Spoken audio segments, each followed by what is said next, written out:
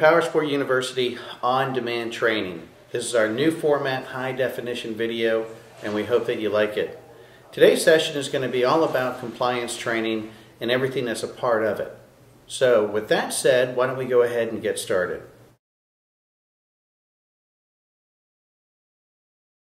Now, the topics that we'll be going over today are GLBA, or better known as the Gramm-Leach-Bliley Act. We'll also be discussing privacy notices, the Safeguard Rule, Regulation Z, OFAC, the reporting of cash payments, and of course the red flag rule. We'd like to point out that we do have a whole separate session of red flag workshops, both in live format and soon to be in the on-demand format. Now we're urging every dealership to make sure that they send at least one person through all of those workshops, because in the workshops we lay out what you need to do to be in compliance with the rule, not only just getting started, but how to maintain that compliance and what you have to do through each of the years.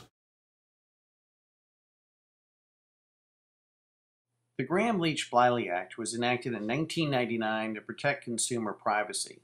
Now, it had two phases. The first phase was the privacy notices, and these are the things that you get in the mail from your credit card company or for somebody else, and it states what the company you're doing business with will do with the information that they have.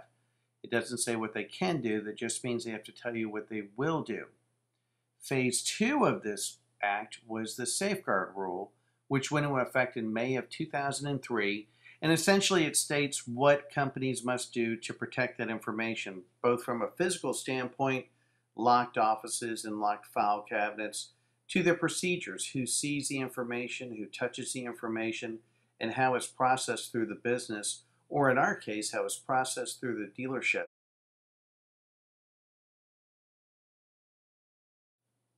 Now we'll take a look at the privacy notice in a little more detail. First of all, like we mentioned before, you have to have a documented policy for your customers. It must state how the information that they're giving you will be used, and they must have the ability to opt out if they want to. So those are 3 key points to remember, and they may be on a test in the very near future. Now, the Safeguard Rule has actually been in effect since May of 2003. Essentially what the Safeguard Rule is all about is setting up physical standards that you use in your dealership to protect customer information. So it's not only the physical environment of the store where we have locked offices, locked file cabinets, and secured areas, but it also looks at the process that we use in a dealership, making sure that salespeople don't leave applications out, that when information is left unattended, that it is somehow secured. Now, there was a store out on the west coast of the U.S. not too long ago who on a Saturday had an IRS agent come in to buy an ATV. So it wasn't any type of official visit. He was a consumer just looking for an ATV. While he was walking around the showroom, he noticed 2 applications left on the salesperson's desk and fined that dealership $11,000 for each application. So the fines can be significant, but let's take a closer look at the Safeguard Rule.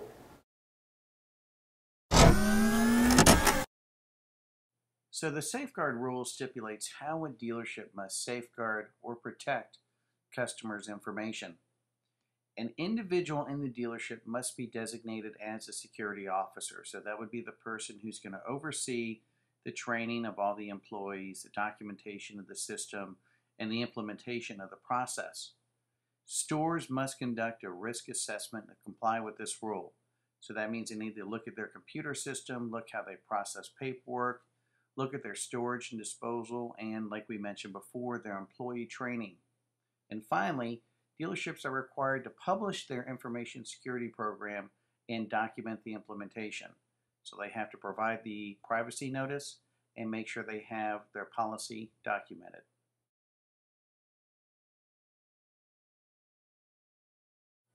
Regulation Z requires disclosures about terms and costs, about when customers finance.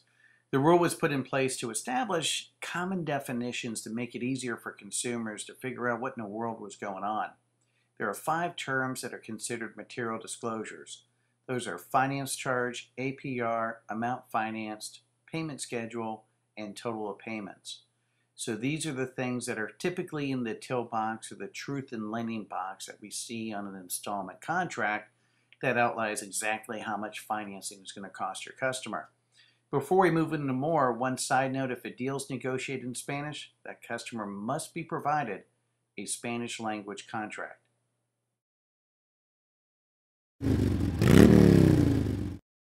One final note about Regulation Z has to do with advertising requirements. Now, anytime a payment is quoted in any medium, a full disclosure must be made.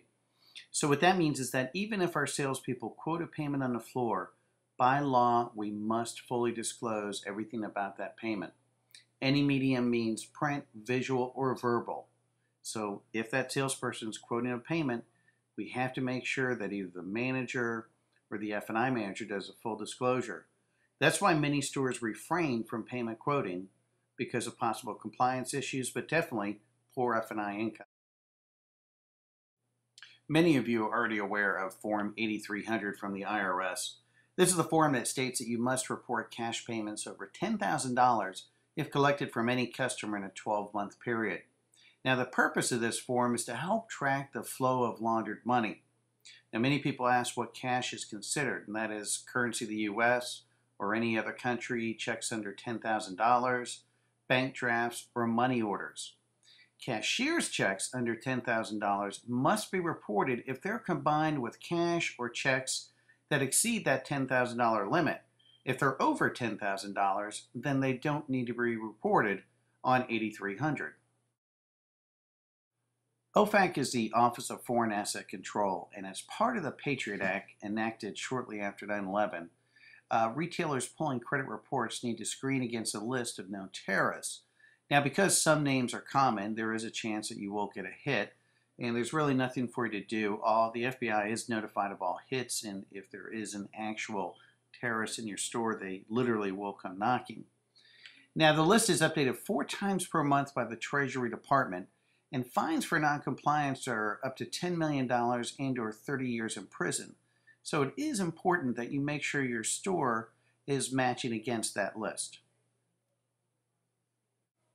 Red flag rule is the class that we get the most interest in, whether it be our live training or our on-demand training.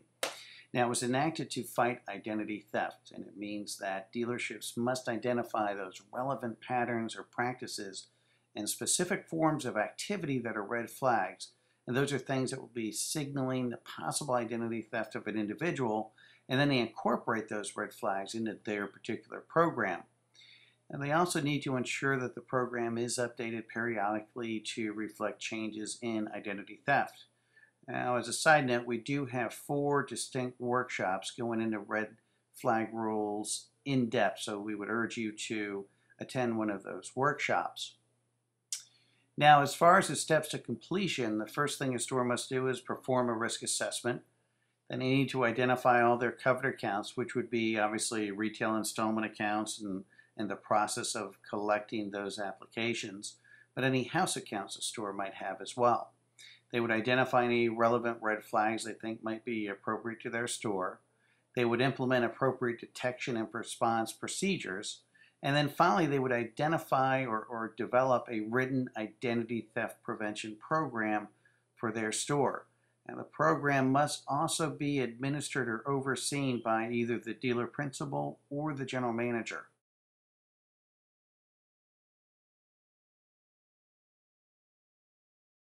Well, thanks for attending this training. As we mentioned before, we have separate workshops for some of the other parts covered in this class. And we'll also be adding additional classes to this on-demand format. Now, as far as your next steps after completing this training, there is a test that you can take if you'd like. And if you pass the test, we'll go ahead and send you a certificate. We again thank you for attending this training. We hope you have a great day. And we look forward to helping you revving up your performance for the year to come.